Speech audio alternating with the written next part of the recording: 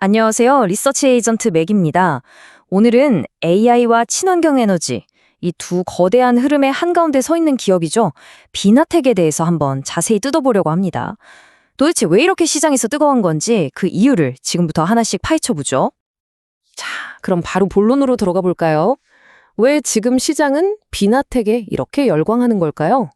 아니, 원래도 기술력 좋은 회사인 건 알았는데 요즘 주가 움직임은 뭔가 좀 다르거든요? 그 뒤에 아주 강력한 새로운 스토리가 숨어 있다는 거죠. 오늘 바로 그 이야기를 명확하게 짚어드릴게요. 자, 오늘은 이 5가지 순서로 비나텍의 모든 것을 살펴볼 겁니다. 먼저 요즘 가장 핫한 AI 데이터 센터 얘기부터 시작해서 핵심 기술은 뭔지, 또 미래를 위해 어디에 투자하고 있는지, 그래서 숫자는 어떤지, 그리고 마지막으로 기회와 리스크는 뭔지까지 꼼꼼하게 따져보겠습니다. 자, 그럼 첫 번째 이야기부터 시작해 볼까요? 이게 사실상 제일 중요합니다.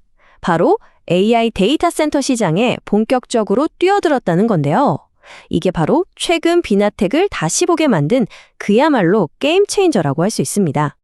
원래 비나텍 하면 수소연료전지 소재나 스마트 미터기, 자동차용 슈퍼커패시터 이런 걸로 꾸준히 성장해온 회사잖아요. 그러니까 기존 사업도 꽤 탄탄해요. 그런데 여기에 AI 데이터 센터라는 어마어마한 새 엔진을 딱 장착한 겁니다. 기존 사업이 든든한 받침대였다면 이 데이터 센터 사업은 그야말로 로켓처럼 회사를 쏘아 올릴 강력한 추진체라고 볼 수 있는 거죠. 근데 이게 그냥 잘 될 거야 하는 막연한 기대감이 아니라는 게 중요해요. 여기 증권사 분석을 한번 보세요. 이미 확보된 계약만으로도 내년에 미국 데이터 센터 쪽에서 매출 300억 원이 나올 거다. 이건 그냥 추측이 아니라 이미 도장 찍은 계약을 바탕으로 나온 숫자라는 거죠. 눈에 보이는 성과가 있다는 뜻입니다. 아니, 그럼 도대체 비나텍이 무슨 기술이 있길래 이 데이터 센터 시장에 들어갈 수 있었을까요? 바로 그 비밀이 회사의 핵심 기술, 이 슈퍼커패시터에 있습니다. 자, 지금부터 이 슈퍼커패시터가 뭔지 한번 파헤쳐보죠. 보시면 아시겠지만 지금 비나텍 매출의 4분의 3, 그러니까 75%가 바로 이 슈퍼커패시터에서 나옵니다. 말 그대로 회사의 기둥뿌리 같은 기술인 거죠. 그러니까 이 핵심 기술을 가지고 어떤 새로운 시장에 뛰어드느냐가 회사의 미래를 좌우하는 가장 중요한 열쇠라고 할 수 있겠습니다. 슈퍼커패시터, 이름만 들으면 좀 어렵게 느껴지시죠? 아주 쉽게 비유를 들어볼게요. 순발력이 엄청나게 좋은 배터리라고 생각하시면 딱 맞아요. 우리가 아는 일반 배터리가 마라톤 선수처럼 에너지를 길게 꾸준히 공급하는 스타일이라면 이 슈퍼커패시터는 100m 달리기 선수 우사인 볼트 같은 거예요. 아주 짧은 순간에 쾅 하고 폭발적인 힘을 냈다가 또 순식간에 재충전이 가능하죠. 바로 이 순간 파워가 핵심입니다.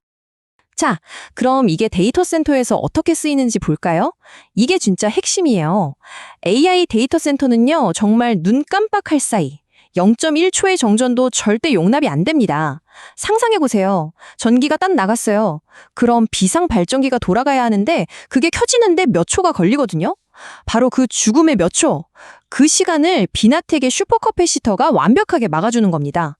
전기가 끊기는 즉시 탁 하고 전력을 공급해서 서버가 단 한순간도 멈추지 않게 하는 거죠.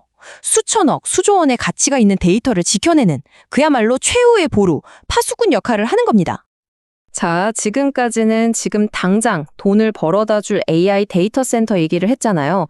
그런데 비나텍은 여기서 멈추지 않고 훨씬 더 먼 미래를 그리고 있습니다. 세 번째 이야기는 바로 차세대 에너지, 수소에 대한 이야기입니다. 이건 정말 미래를 위한 전략적인 한 수라고 볼 수 있어요. 이 숫자를 한번 보세요. 860억 원. 와, 이게 지난 4년 동안 수소 연료전지 생산시설에 쏟아부은 돈입니다. 이게 그냥 한번 해볼까 하고 간보는 수준이 절대 아니라는 거죠. 미래 수소 시장이 열렸을 때 우리가 주인공이 되겠다는 아주 강력한 의지이자 장기적인 약속인 셈입니다. 그럼 이 엄청난 돈을 왜 썼을까요? 목표는 딱 하나, 시장 선점입니다. 나중에 수소차나 수소 발전소 시대가 본격적으로 왔을 때 필요한 핵심 부품들을 가장 먼저, 가장 많이 공급할 수 있는 회사가 되겠다는 거예요. 여기서 말하는 핵심 소재라는 게 수소 연료전지의 심장이라고 불리는 MEA라던가 효율을 확 높여주는 촉매, 그리고 그걸 받쳐주는 지지체 같은 것들인데요. 이런 걸 미리 대량으로 만들 준비를 끝내놓겠다는 거죠. 한마디로 미래 시장의 판을 미리 짜놓는 아주 영리한 전략입니다. 자, 그럼 이런 멋진 이야기들이 과연 실제 숫자로는 어떻게 나타나고 있을까요? 이제부터는 재무제표를 들여다볼 시간입니다. 이 숫자들을 보면요, 미래를 위한 지금의 고통, 그리고 앞으로 다가올 달콤한 열매에 대한 이야기가 아주 명확하게 보일 겁니다. 자, 실제 숫자를 보기 전에 이 큰 그림을 먼저 이해하셔야 해요. 2024년은요, 한마디로 투자의 해였습니다. 미래를 위해서 열심히 씨앗을 뿌리는 시기였죠. 당연히 돈을 많이 썼으니까 일시적으로 손실이 날 수밖에 없었고요. 하지만 2026년이 되면 어떻게 되느냐? 바로 그때부터 우리가 심었던 씨앗에서 열매가 열리기 시작하는 겁니다. 특히 새로운 데이터 센터 사업이 본격적으로 돈을 벌어오면서 실적이 극적으로 좋아지는 이른바 턴어라운드가 기대되는 거죠. 그러니까 지금의 손실은 실패가 아니라 더 큰 도약을 위한 숨고르기, 전략적인 투자였다고 봐야 합니다. 자, 실제 숫자를 한번 보세요. 2022년에 영업이익 94억으로 정점을 찍었다가 대규모 투자를 했던 2024년에 마이너스 81억 원으로 적자를 기록했죠. 하지만 정말 중요한 건 그 다음입니다. 이 V자 반등 보이시나요? 전망치를 보면 내년 2025년에 바로 흑자로 돌아서고 2026년에는 무려 11억 원의 영업이익을 낼 것으로 보고 있어요. 매출도 처음으로 1,000억 원을 넘어서고요. 이게 바로 시장이 기대하는 그림입니다. 이 그래프를 보시면 훨씬 더 와닿으실 겁니다. 2024년에 이렇게 깊은 골짜기를 파고들었다가 2026년에는 이렇게 높은 산봉우리로 우뚝 솟아오르는 모습, 정말 드라마틱하죠? 시장이 왜 비나텍의 미래에 기대를 거는지 이 그림 하나가 모든 걸 설명해 준다고 해도 과언이 아닐 겁니다. 자, 그럼 이제 마지막 순서입니다. 지금까지 나온 모든 이야기들을 종합해서 비나텍에게 어떤 기회가 있고 또 어떤 위험 요소들이 있는지 냉정하게 한번 정리해 보겠습니다. 오늘 내용의 핵심 요약이라고 할 수 있겠네요. 좋은 점, 즉 투자 매력부터 보면 역시 AI 데이터 센터라는 아주 강력한 성장 엔진이 생겼다는 거. 그리고 원래 잘하던 중형 슈퍼커패시터 분야에서 세계 1위라는 기술력, 또 미래를 보고 과감하게 투자했다는 점, 이런 것들이 있겠죠.